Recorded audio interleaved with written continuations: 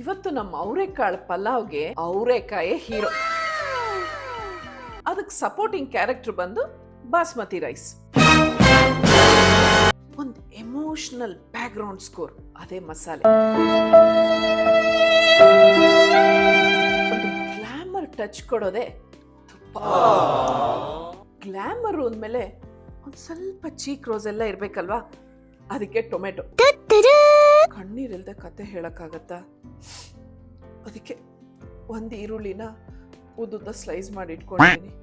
ಇನ್ನು ಒಂದು ಚೂಟಿ ಕ್ಯಾರೆಕ್ಟ್ರು ಹಸಿಮೆಣಸಿನಕಾಯಿ, ಏಲಕ್ಕಿ, ಲವಂಗ, ದಾಲ್ಚಿನಿ, ಆಮೇಲೆ ಬೇ ಲೀಫ್.